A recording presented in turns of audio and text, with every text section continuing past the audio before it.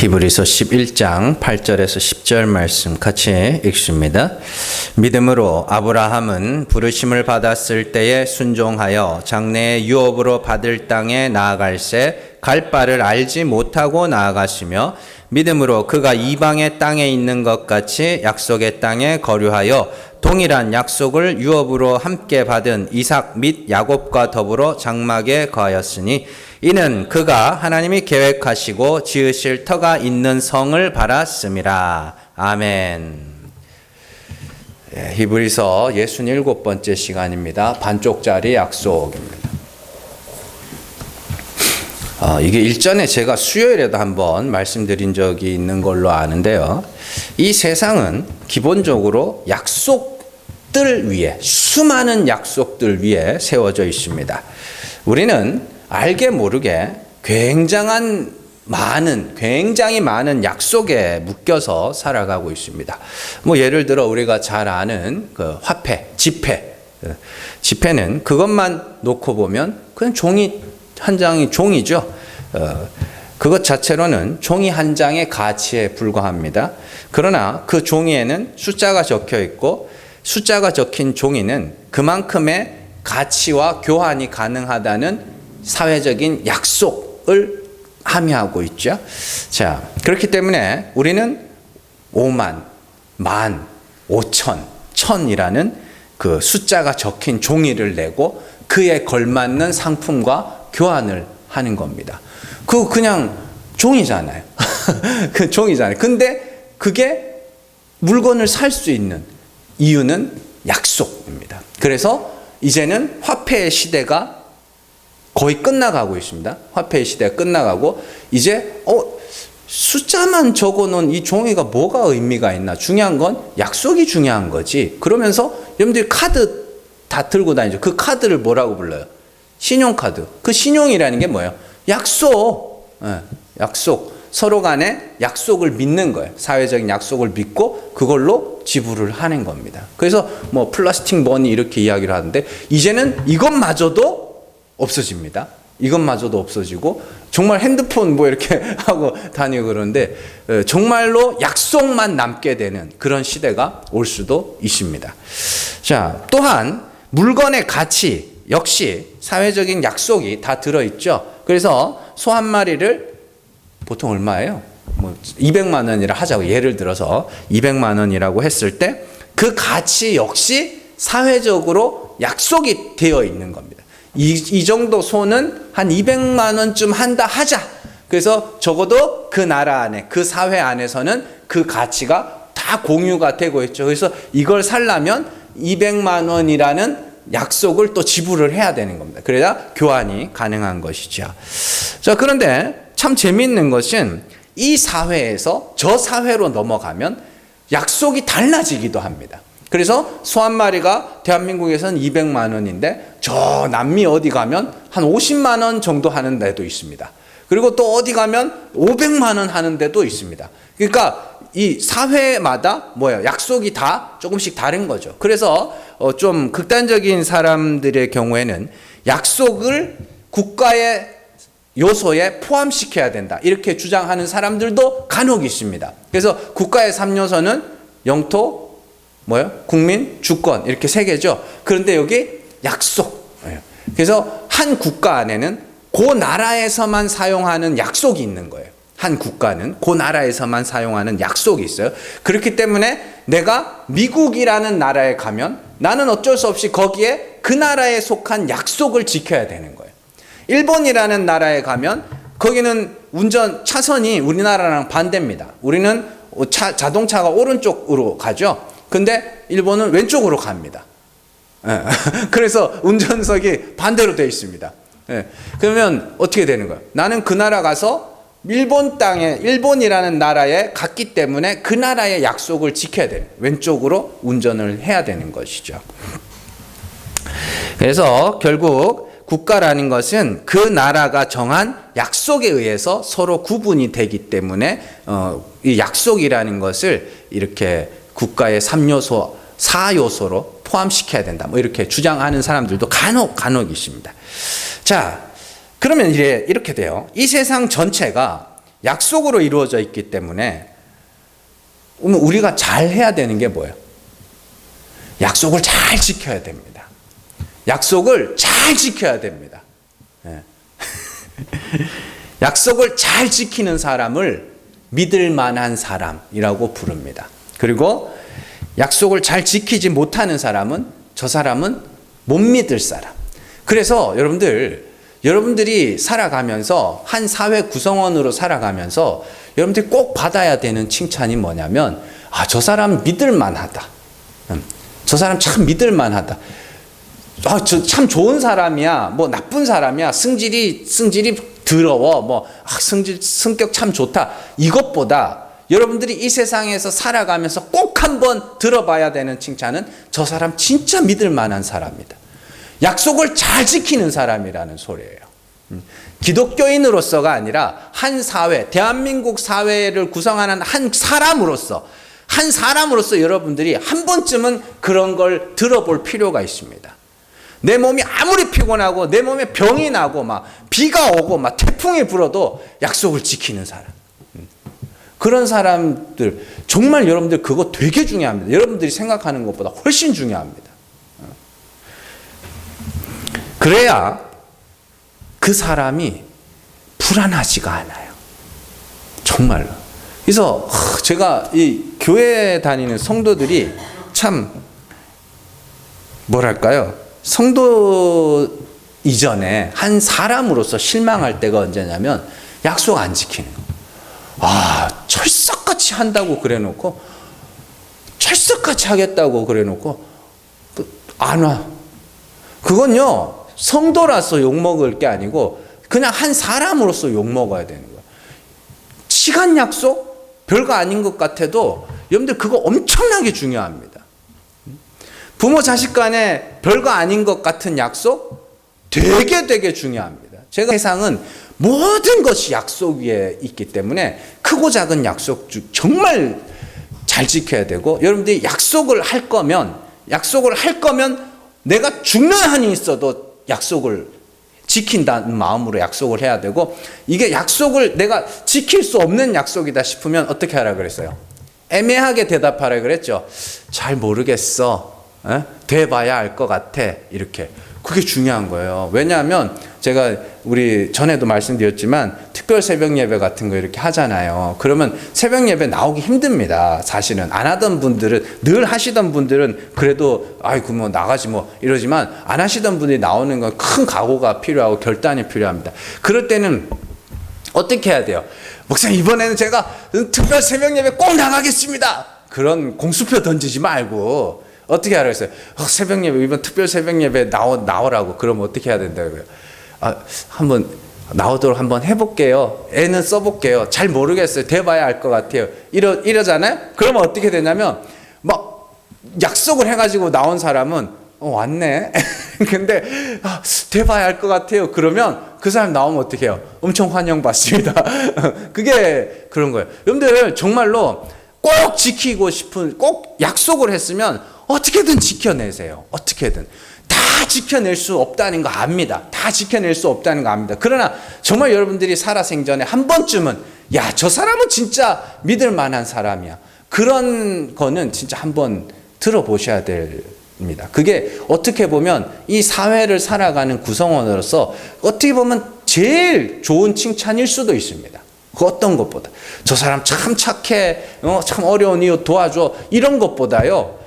저 사람 진짜 믿을 만한 사람이야. 약속하면 어떻게든 지킨다. 이런 거는 정말로 한번 들어볼 필요가 있는 것이죠. 자, 그럼에도 불구하고 사람은 완전하지 못하기 때문에 약속한 바를 지키지 못할 때도 있습니다. 잊어버릴 때도 있고 뭐 사고가 나서 못 지킬 때도 있고 어쨌든 그렇습니다. 그러나 하나님은 그 약속하신 바를 반드시 지키시는 분입니다.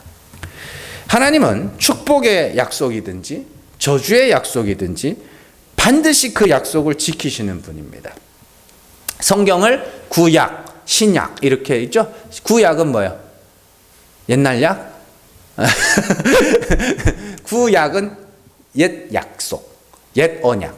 신약은 새로운 언약, 새 언약 이렇게. 그 구약, 신약. 그 한마디로 합치면 약속이거든요. 그 왜냐하면 성경은요 하나님의 약속이 성취가 되는 이야기들로 가득 차 있기 때문에 그렇습니다. 자, 그만큼 하나님은 약속을 잘 지키시는 분이시며 약속을 중요하게 생각하시는 분이시죠. 자, 성경에서 하나님에 대한 여러 가지 표현들 중에 하나가 신실하신 하나님입니다. 그 신실하신 하나님, 한마디로 믿을 만한 하나님이라는데 그게 왜 그런 표현을 쓰냐면 하나님은 그 약속하신 바를 반드시 지키시는 분이기 때문입니다. 신명기 7장 9절에서 10절 말씀 같이 읽습니다. 그런즉 너는 알라 오직 내 하나님 여호와는 하나님이시요 신실하신 하나님이시라. 그를 사랑하고 그의 계명을 지키는 자에게는 천대까지 그의 언약을 이행하시며 인애를 베푸시되 그를 미워하는 자에게는 당장에 보응하여 멸하시나니 여호와는 자기를 미워하는 자에게 지체하지 아니하시고 당장에 그에게 보응하시느니라. 아멘. 하나님은 신실하신 하나님이라고 하죠. 그러면서 뭐가 나와요? 언약에 대한 이야기가 나오죠. 하나님은 그를 사랑하시는 자는 축복하시고 그를 미워하는 자는 보응하시는 분이다. 그건 약속이다. 하나님의 약속이다. 하나님은 그 약속을 반드시 지키신다. 그렇기 때문에 어떻게 해요? 하나님은 신실하신 분이다. 이렇게 돼요. 약속을 잘 지키는 신실한 하나님.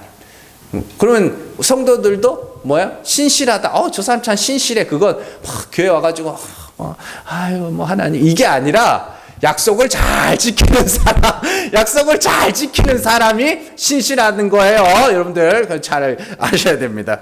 자, 그런데요, 문제는 가끔 성경을 보다 보면 하나님이 진짜 신실하신 하나님이 맞나? 약속을 좀 잘 지키시는 하나님이 맞나? 그렇게 의아한, 좀 고개를 갸우뚱하게 되는 그런 장면들이 있습니다. 하나님이 약속을 지키시기는 하는데 뭔가 좀 찜찜해요. 완전히 지키는 게 아니고 뭘 조금씩 남겨놓아요. 오늘 우리 그거 살펴볼 거거든요. 자, 오늘은 그 내용들 한번 볼게요. 자, 하나님의 약속 그러면 이제 제일 먼저 떠오르는 인물이 아브라함입니다. 아브라함. 하나님은 아브라함에게 몇 가지 약속을 주시는데 그 중에 하나가 네 자손으로 말미암아 천하 만민이 복을 받을 것이다 라는 약속입니다. 창세기 22장 17절에서 18절 말씀 같이 읽습니다. 내가 내게 큰 복을 주고 내 씨가 크게 번성하여 하늘의 별과 같고 바닷가의 모래와 같게 하리니 내 씨가 그 대적의 성문을 차지하리라. 또 내 씨로 말미암아 천하 만민이 복을 받으리니 이는 내가 나의 말을 준행하였음이니라 하셨다 하니라. 아멘. 여기 보시면 하나님께서 아브라함과 맺으시는 그 언약의 내용을 보면 첫 번째가 뭐예요?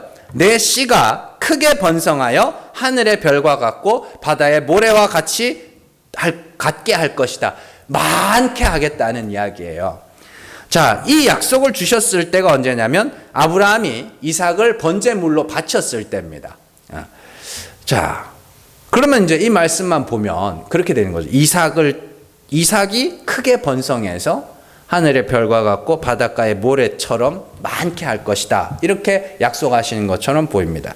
그런데 그러면 이삭이 크게 번성해야 되는데 이삭은 아들 몇 낳았어요? 둘. 야곱과에서 둘만 낳았어요. 그리고 후대에 가면 야곱을 통해서 이스라엘 민족이 생기게 되는데 이 이스라엘 민족 역시 하늘의 별과 같이 바다의 모래가 같이 많지 않아요. 하나님은 이스라엘 백성들을 향해서 출애굽시킬 때 이스라엘 백성들을 향해서 뭐라 그러냐면 제일 적다. 너네가 수요가 제일 적다 이래요. 그리고 심지어 여리고서 가나안 땅에 들어갈 때 그 가나안 민족들을 향하여 바다의 모래처럼 많다 이렇게 이야기를 합니다. 자, 신명기 7장 7절 말씀 같이 읽습니다. 여호와께서 너희를 기뻐하시고 너희를 택하심은 너희가 다른 민족보다 수요가 많기 때문이 아니니라. 너희는 오히려 모든 민족 중에 가장 적으니라. 여호수아 11장 3절에서 4절 같이 읽습니다. 동쪽과 서쪽의 가나안 족속과 아모리 족속과 헷 족속과 브리스 족속과 산지의 여부스 족속과 미스바 땅 헤르몬 산 아래 휘 족속에게 사람을 보내매 그들이 그 모든 군대를 거느리고 나왔으니 백성이 많아 해변에 수많은 모래 같고 말과 병거도 심히 많았으며. 그다음에 이 외에도 이방 민족들을 가리킬 때 계속해서 바다의 모래처럼 그런 말들이 계속 나옵니다. 그러니까 뭐예요? 지금 하나님께서 아브라함의 자손을 통해서 한 민족을 이루긴 했는데 이게 이게 많지가 않아. 그렇죠. 도리어 다른 민족이 더 많아. 그렇게 되는 거죠. 그러면 이건 약속을 지킨 거예요? 안 지킨 거예요? 지킨 것 같긴 한데 뭔가 좀 찜찜하게 남겨놓는 그런 게 있죠. 자, 두 번째 언약의 내용이 뭐냐면 아까 창세기 22장에서 두 번째 언약의 내용이 아브라함의 씨로 말미암아 천하 만민이 복을 받을 것. 여기서 씨는 자손입니다. 자손, 아들이라고 해석해도 돼요. 자, 그러면 이삭을 통해서 천하 만민이 복을, 처음에 약속을 받으면 그렇게 듣지 않겠어요? 네 자손을 통해 네 씨로 말미암아 천하 만민이 복을 받으리라 그랬으니까 이삭을 통해서 천하 만민이 복을 받겠구나. 그렇게 생각하지 않겠냐고. 그러면 이삭을 통해서 천하 만민이 복을 받았어요? 받긴 뭘 받아요? 안 받았어요. 그러면 이삭의 아들 야곱이나 에서를 통해서 천하 만민이 복을 받았어요? 그것도 아니에요. 그러면 요셉을 통하여 잠깐 그 모습이 나타나기는 합니다. 자, 창세기 41장 56절에서 57절 말씀 같이 읽습니다. 온 지면에 기근이 있음에 요셉이 모든 창고를 열고 애굽 백성에게 팔세 애굽 땅에 기근이 심하며 각국 백성도 양식을 사려고 애굽으로 들어와 요셉에게 이르렀으니 기근이 온 세상에 심함이었더라. 아멘. 보세요. 아브라함 때에 네 자손으로 말미암아 네 씨로 말미암아 천하 만민이 복을 받을 거라 그랬는데 이삭은 아니고 야곱도 아니고 요셉 때에 가서야 천하 만민이 복을 받게 되는, 복도 아니에요. 그냥 기근에서 벗어나는 거지. 복을 받게 되는 그런 모습이 잠깐 나오는 겁니다. 그러면 이게 중요한 거예요. 네 자손, 네 씨, 네 자녀 이렇게 했을 때 아들은 아니라는 거예요. 자, 몇 대 아브라함의 혈통에서 몇 대에 가서야 그 언약이 이루어질지는 아무도 알지 못한다는 겁니다. 단순히 모형으로 보여주는 거죠. 자, 하나님의 약속은 아브라함의 때에 이루어지는 것도 아니고 이삭의 때에 이루어지는 것도 아니며 하나님이 정하신 때에 하나님이 택하신 아브라함의 자손을 통해서 그 약속이 온전히 성취될 것이라는 것을 잠깐 보여주는 겁니다. 예를 들어서 이래요. 하나님이 저한테 찾아와서 야, 네 자손을 통해서 큰 교회를 세울게. 만약 그렇게 약속을 한다 치자고. 그러면 제가 듣기에는 뭐라고 듣겠어요? 우리 아들들 중에 하나가 목사가 돼서 큰 교회를 세울래나? 그랬는데 저기 14 해가지고 저기 52대선 저기 가가지고 거기서 그 자손 중에 하나가 큰 교회를 세우는 거예요. 그런 식이에요. 자, 그러면 이제 이 약속을 아브라함에게 주신 창세기 22장의 이 약속을 어떻게 봐야 되느냐? 간단합니다. 자, 첫 번째가 내 씨가 크게 번성하여 하늘의 별과 같고 바다의 모래와 같이 많아질 거라 그랬죠. 그리고 두 번째가 네 자손으로 말미암아 네 씨로 말미암아 천하 만민이 복을 받을 거라 그랬죠. 그래서 갈라디아서 3장 16절에서 네 씨라 그랬잖아요. 그게 자손들이라 하지 않고 자손 단수를 썼다. 그건 곧 누구? 아브라함의 혈통으로 오신 예수 그리스도, 그리고 그로 말미암아 속량함을 받은 백성들, 교회들, 성도들이 하늘의 별과 같고 바다의 모래처럼 많아질 것이다. 그래서 계시록에 가면 하늘에 14만 4천 셀 수 없이 많은 자들이 그 천국을 메우고 있죠. 14만 4천 명이 아닙니다. 그건 상징적인 숫자고 14만 4천은 성도들을 일컬 그리스도로 말미암아 속량함을 받은 성도들 전체를 일컫는 이름이 14만 4천이고 그들이 하나님 앞에 찬송하며 나올 때 셀 수 없이 많은 성도들이 거기 있다 그러죠. 그래서 그렇게 치면 어떻게 되는 거예요? 성도들의 숫자가 지금까지 예수 그리스도로 말미암아 속량함을 받은 성도들의 숫자가 바다의 모래보다 하늘의 별보다 더 많겠죠. 그런 이야기입니다. 그래서 아브라함에게 하신 약속이 어떻게 되는 거예요?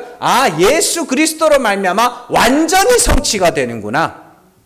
뭔 말인지 아시겠죠? 그러니까 아브라함의 때에 보여주었던 그 작은 성취들은 뭐예요? 모형이 되는 겁니다. 모형이 되는 거고 진짜 성취는 예수 그리스도로 말미암아 이루어지는 것이다라는 것을 잘 아셔야 됩니다. 자, 하나님은 이렇게 축복의 약속도 지키시는 분이지만 하나님은 저주의 약속도 반드시 지키시는 하나님입니다. 너무너무 신실하시고 너무너무 믿을 만한 하나님이라 저주의 약속도 돌이키는 법이 없습니다. 자, 이게 참 무서운 거예요. 어떤 성도들이 참 겁도 없이 하나님 내게 음성을 들려주세요. 하나님 내게 하나님의 말씀을 들려주세요. 막 이렇게 기도하는 성도들이 있습니다. 그 진짜 겁 없는 행동입니다. 하나님이 와서 무슨 말씀을 하실 줄 알고 신학교 가면 이거는 총신대학교 1학년 때 있었던 총신대학교 1학년 딱 입학하면 애들이 전부 다 제가 알기로는 거의 안 빼먹고 하는 게 저기 배우자 결혼할 여자 만나게 해달라고 기도를 많이 합니다. 저도 했습니다. 그래서 막 기도했다고 하나님 정말로 저에게 아리따운 아가씨를 만나게 하셔서 아름다운 가정을 이루게 해주세요. 막 그러면서 하나님 제가 누가 좋을까요? 막 그래가지고요 진짜로 어떤 애가 저기가 막 기도를 하는데 하나님 환상을 보여줬대요. 환상을 보여줘가지고 그 학교 유아교육과 있거든. 유아교육과는 다 여자입니다. 그래서 유아교육과 어떤 자매 사진, 가족 사진에 그 자매가 얼굴이 들어있었다는 거예요. 그래가지고 막 가가지고 막 해가지고 여자애가 막 기겁을 하고 도망치고 실제로 그런 일이 있다니까요. 그 지가 만들어낸 환상이지 그게 무슨 하나님 음성이에요. 근데 만약에 막 그렇게 하나님 배우자를 주세요라고 기도하고 있는데 하나님이 나타나셔서 너는 혼자 살아야 돼. 그렇게 말씀하시면 얘는 무슨 짓을 해도 혼자 살게 돼요. 뭔 말인지 아시겠어요? 하나님 저는 진짜 하나님 음성을 들려서 제가 어떻게 살아야 될까요? 막 그랬더니 하나님이 어떻게 살지 걱정하지 말고 너 이제 좀 있으면 병 걸릴 거야. 병 걸려서 평생 병상에서 누워 지내야 될 거야. 하나님이 그렇게 말씀하시면 반드시 그렇게 된다니까요. 그러면 하나님의 음성을 듣는 게 좋은 거야? 안 듣는 게 좋은 거예요? 어떤 면에서 보면 안 듣는 게 더 좋습니다. 사람의 미래는 모르는 게 더 재밌습니다. 마치 우리 인생은 영화랑 같아서 여러분들 옛날 영화관은 입구랑 출구가 같이 있었어요. 이쪽 줄 서가지고 입구 표 사서 이렇게 들어가고 본 사람들 이렇게 나와서 이렇게 가도록 그래서 같이 있었어요. 근데 요즘 극장 가면 입구랑 출구가 완전 반대 방향입니다. 왜냐하면 이 못된 인간들이 영화를 보고 나와서 결말을 말하는 거야. 야, 제가 범인이다 막 이러면서 누가 범인이다 막 야, 주인공 죽는다 막 이러는 거예요. 그것 때문에 이렇게 따로 만든 거예요. 왜냐하면 끝을 알고 미래를 알면 영화가 재미가 없어요. 우리 마찬가지라니까요. 우리 인생은 하루하루 살아가는 게 재밌는 거지 어떻게 될지 다 알면 뭔 재미가 있어요 그게. 그러니까 하나님이 음성 들려주지 않는다고 하나님이 날 사랑하시지 않나 봐 그런 생각하지 마세요. 진짜로 정말로 하나님이 알아야 될 거고 하나님이 정말로 행하실 일이 있다면 말씀하실 거고, 그거 아니면 그냥 재밌게 하루하루 살아가세요. 어떻게 보면 말씀을 안 주시는 게 더 사랑하는 것일 수도 있습니다. 자, 어쨌든 하나님이 저주의 약속을 지키시는 분이심을 보여주는 예가 하나 있는데, 엘리 제사장에게 내려진 저주입니다. 엘리 제사장에게 내려진 저주. 자, 하나님은 엘리 제사장의 두 아들 홈리와 비나스죠. 그 두 아들의 죄로 말미암아서 엘리 제사장에게 저주의 약속을 하십니다. 그런데 그 약속에도 하나님이 조금 찜찜한 구석을 남겨놓은 부분이 있어요. 사무엘상 2장 35절에서 36절 말씀 같이 읽습니다.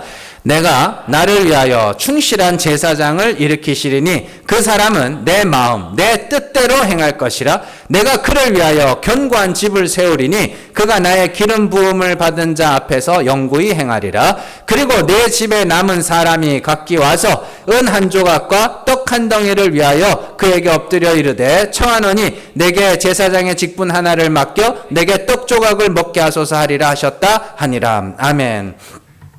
하나님께서 엘리 제사장에게 너희 집안 사람들이 다시는 제사장의 직분을 감당하지 못하고 은 한 조각과 떡 한 덩이 먹고 살 만큼만, 그래서 그 먹고 사는 일을 위해서 아이고 제사장 직분 조금만 감당하게 해주시면 안 될까요? 이렇게 구걸하게 되는 그런 일들이 생기게 될 것이다. 이렇게 약속을 합니다. 그리고 이 약속은 솔로몬의 때에, 솔로몬 왕 때에 이 약속이 이루어져서 엘리 제사장 자손이 제사장의 직분에서 파면되는 그런 일이 생기게 되죠. 열왕기상 2장 26절에서 27절 같이 읽습니다. 왕이 제사장 아비아달에게 이르되 내 고향 아나돗으로 가라. 너는 마땅히 죽을 자이로되 네가 내 아버지 다윗 앞에서 주 여호와의 궤를 메었고 또 내 아버지가 모든 환난을 받을 때에 너도 환난을 받았은즉 내가 오늘 너를 죽이지 아니하노라 하고 아비아달을 쫓아내어 여호와의 제사장 직분을 파면하니 이는 여호와께서 실로에서 엘리의 집에 대하여 하신 말씀을 응하게 함이더라. 아멘. 저주의 약속이에요. 네 자손의 때에 가서 제사장에서 파면될 거야. 그리고 겨우겨우 제사장 분 조금만 주세요. 이래가지고 겨우겨우 그런 일이 생길 거야. 그리고 그 일이 솔로몬 왕 때에 일어납니다. 그리고 이 약속을 지키기 위해서 하나님께서 다윗의 아들이죠. 갑자기 이름 생각이 안 나는데 지금 열왕기상 공부하고 있죠. 그 사건 때문에 이런 일들이 이렇게 생기는 거거든요. 엘리 제사장에게 하신 약속이 솔로몬 때에 성취가 됩니다. 그런데 찜찜한 부분을 여러분들 발견하셨어요? 뭔가 찜찜한 부분? 예?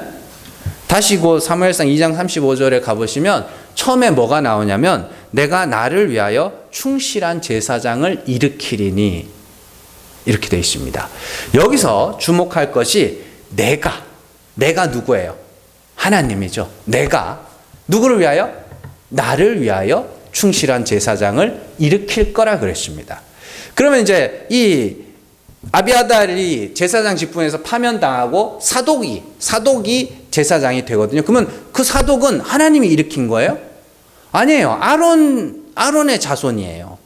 아론 자손이기 때문에 제사장의 직분을 감당했던 거거든요. 그러면은 내가 나를 위하여 충실한 제사장을 세울 거라 그랬잖아요. 그럼 누구예요?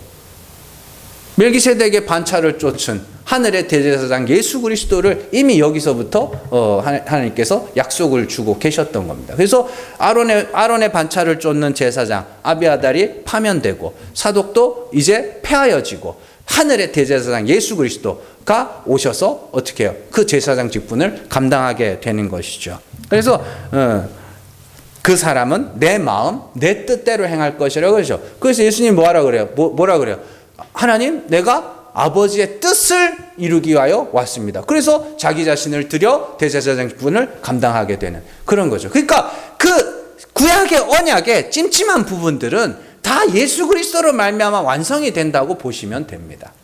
그러니까 축복의 언약이든 저주의 언약이든 여러 언약들을 보면 찜찜한 부분들이 있거든요. 전부 다는 아닙니다. 찜찜한 언약의 부분들이 있는데 그건 다 예수 그리스도를 위하여 남겨놓은 부분이라고 보시면 됩니다.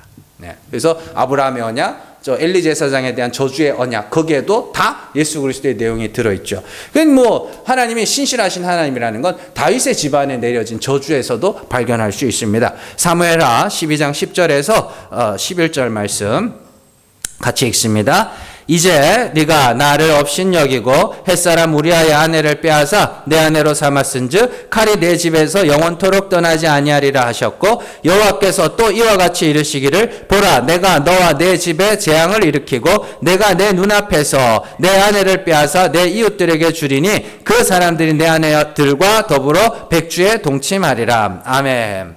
이거 다윗과 밧세바의 일로 말미암아 다윗의 집안에 하나님의 저주의 언약, 약속이 떨어집니다. 첫 번째 저주는 칼이 네 집에서 영원토록 떠나지 않을 것이다 라는 저주죠. 자, 이 저주는 압살롬의 반역과 아도니아의 반역으로 말미암아 성취가 되죠. 압살롬은 아버지를 대항하여 전쟁하다가 전쟁터에서 죽게 되고 아도니아 역시 자신이 왕이 되고자 하다가 솔로몬에게 죽임을 당하고 또 그 자손에 가서도 솔로몬 다음에 르호보암과 이렇게 여로보암이 갈라져 가지고 두 나라가 생기고 서로 막 치고받고 싸우는 그런 모습들이 나타나죠. 그래서 칼이 영원토록 떠나지 않는 그런 장면들이 나오는 거예요. 이건 하나님의 언약입니다. 하나님의 약속이고 하나님의 신실하심을 보여주는 대목입니다.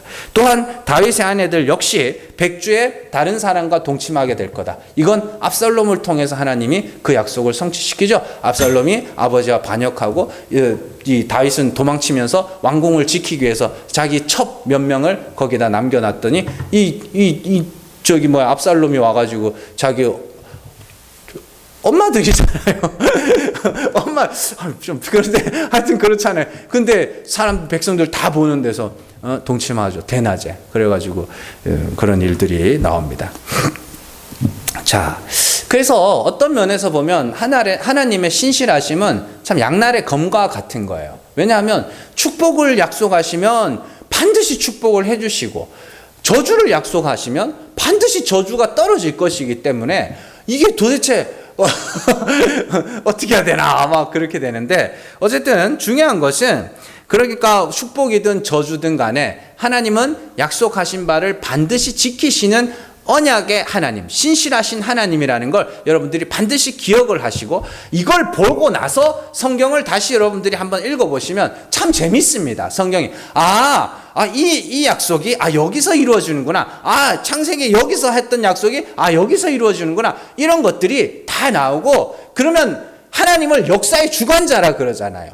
그 역사라는 것 자체도 성경의 역사를 잘 보시면 하나님이 그 약속을 지키기 위하여 온 역사를 움직여 가신다는 것도 알 수 있습니다. 이스라엘 백성들을 광야에서 야곱과 함께 그의 집안 식구들 70명을 보내시죠. 그리고 다시 아브라함에게 약속하셨잖아요. 4대 만에 돌아오게 하겠다고. 그래서 400년 만에 그들을 돌아오게 하셔요. 그러기 위해서 하나님의 애굽의 역사 이런 걸 다 조정을 하신다니까요. 이스라엘 백성들 역시 마찬가지죠. 바벨론을 끌려갈 때 70년 동안 거기 있을 거라 그랬죠. 그래서 70년이 됐습니다. 그때 하나님이 어떻게 해요? 역사를 다 움직여요.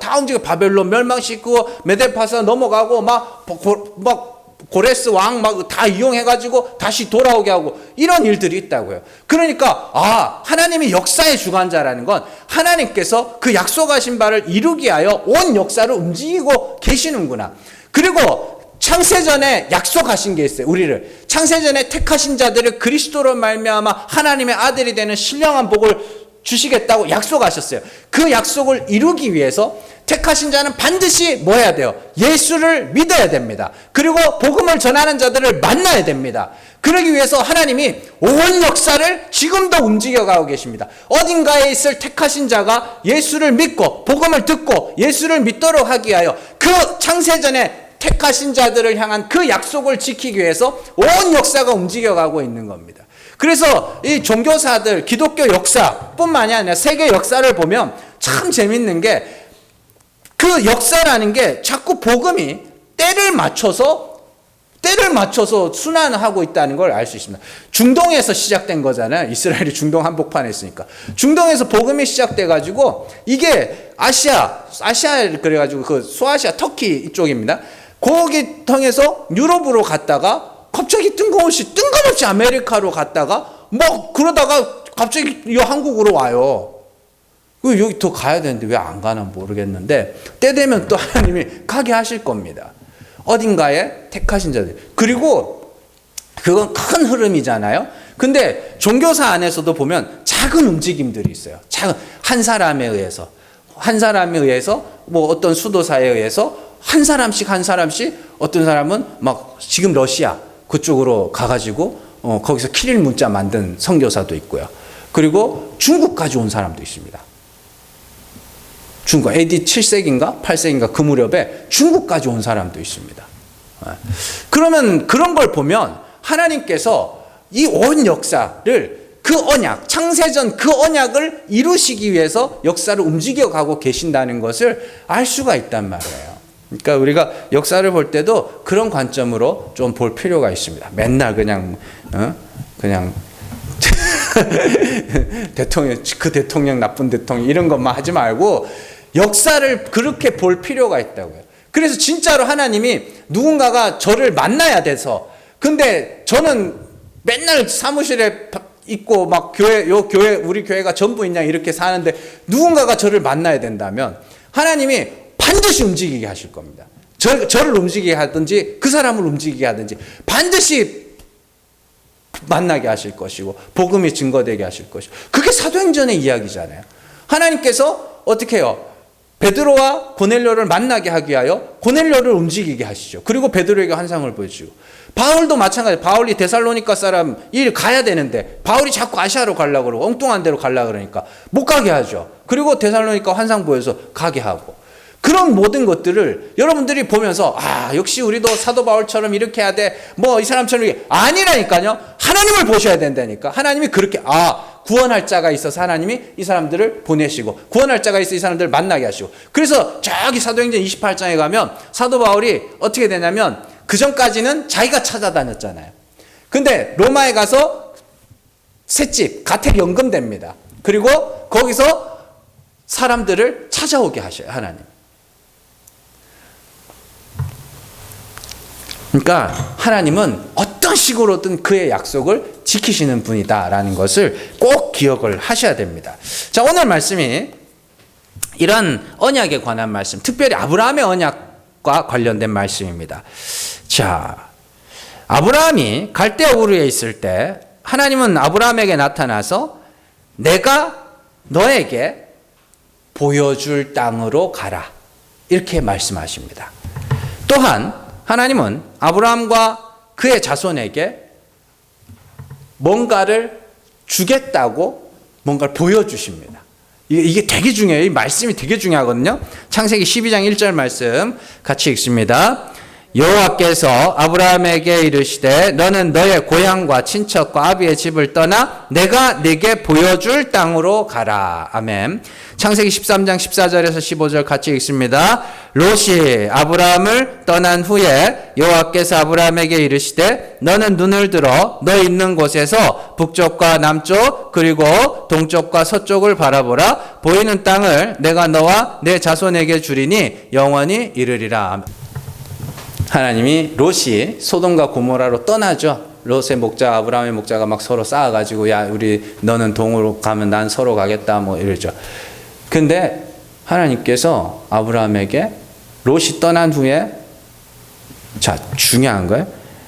눈을 들어 너 있는 곳에서 동서남북을 봐라. 그리고 보이는 땅을 내가 너와 네 자손에게 주리니 영원히 이르리라. 이렇게 되어 있습니다. 그런데요. 창세기 12장 1절에서 너는 너의 고향과 친척과 아비의 집을 떠나 내가 내게 보여줄 땅. 그러니까 하나님이 뭔가를 땅을 보여준다 그랬죠. 그리고 13장에서 보여주셨죠. 거기 나오잖아요. 보이는 땅. 15절에 나와서 보이는 땅. 그러면 우리는 생각하기에 아브라함이 동서남북을 보면서 야, 이 가나안 땅을 나에게 다 주시겠다. 여러분들 그거 바보예요. 그렇게 생각하면. 왜냐하면 저기 누구지? 롯이 가나안 땅이 정말 좋은 젖과 꿀이 흐르는 좋은 땅이었다면 가나안 땅에 있겠다 그랬겠죠. 근데 뭐예요? 소돔과 고모라 땅이 훨씬 좋았다니까요. 그러면 아브라함에게 하나님이 눈을 들어 동서남북을 보라 했을 때 뭘 보여주셨을까요? 천국을 보여준 거예요. 천국을 보여주셨다니까요. 그러면서 보이는 땅을 내가 너와 내 자손에게 주겠다. 이해되세요? 이게 여러분들 되게 중요한 거예요. 만약에 하나님께서 가나안 땅을 너와 내 자손에게 주겠다고 약속하셨다면 아브라함은 그 땅을 샀어야죠. 오늘 말씀이 그 이야기 아닙니까? 보세요. 9절 말씀. 믿음으로 그가 이방의 땅에 있는 것 같이 약속의 땅에 거류하여. 약속의 땅, 우리는 가나안 땅으로 알고 있잖아요. 그죠? 그래서 이방의 땅에 있는 것 같이 약속의 땅에 거류했대요. 그건 그 땅이, 약속의 땅이 진짜 약속의 땅이 아니었다는 이야기예요. 그러면서 뭐라 그래요? 통일한 약속을 유업으로 받은 이삭 및 야곱과 더불어 장막에 거했다. 장막이 뭐예요? 텐트. 여러분들 이때만 해도 저기 누구야? 야곱이 이삭의 저기 아내 구하러 아브라함의 종이 갔을 때 그 성이 사람 이름으로 된 성이었어요. 그리고 다 집을 짓고 살고 있었어요. 근데 아브라함, 이삭, 야곱은 뭐 했어요? 장막을 치고 살았다니까요. 왜요? 왜 그랬을까요? 그들은 이 땅이 하나님이 주시겠다고 한 그 보여준 땅이 아니라는 걸 알고 있었다는 이야기입니다. 이 히브리서 기자의 말씀이. 그리고 야곱도 뭐예요? 정말로 거기가 약속의 땅이었다면 거기서 굶어 죽어도 거기 있었어야죠. 근데 애굽으로 들어가요. 근데 진짜 중요한 게 뭐냐면 아까 전에 우리가 창세기 12장에서 땅을 보여줄 거라 그랬죠. 그 땅을 누가 봤어요? 야곱이 봤어요. 야곱이 라반의 집으로 도망갈 때 그 길에서 루스 땅에서 자죠. 거기서 사닥다리가 보이고 그 하나님 있는 그 천국을 거기서 본 겁니다. 그리고 하나님이 거기서 뭐라 그래요? 내가 너를 반드시 이 땅으로 돌아오게 하겠다. 그 땅이 어디냐면 베델이 아니라니까요. 베델이 하나님의 집이라는 단어입니다. 그러면 그 땅, 루스 땅이었던 그 땅이 베델이겠어요? 아니면 거기서 본 그 하늘이 베델이겠어요? 그 하늘이 베델이라니까요. 그러니까 야곱도 뭐 하는 거예요? 평생 장막 치고 사는 겁니다. 그 이야기예요.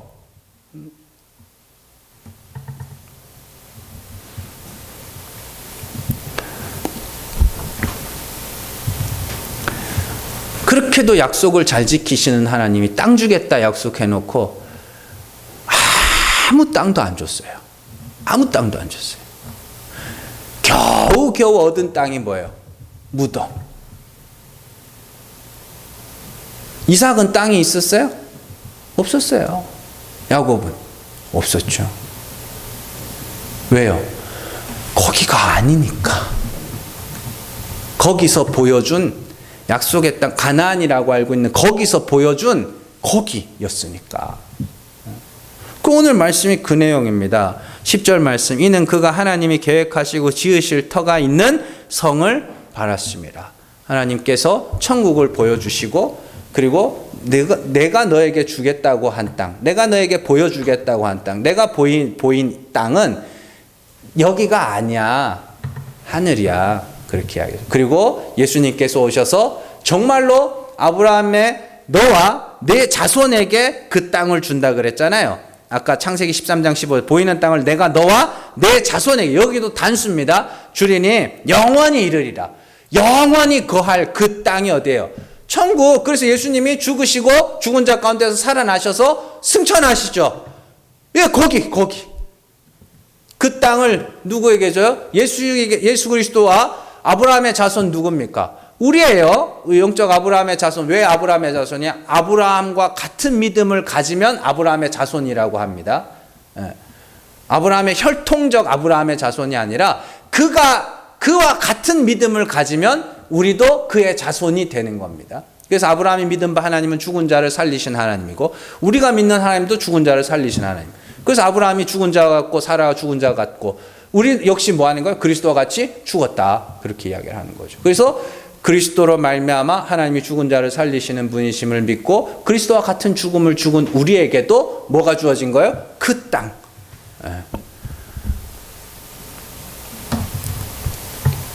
예수님이 죽으시고 부활하셨어요. 하나님이 죽은 자 가운데 살리셨어요.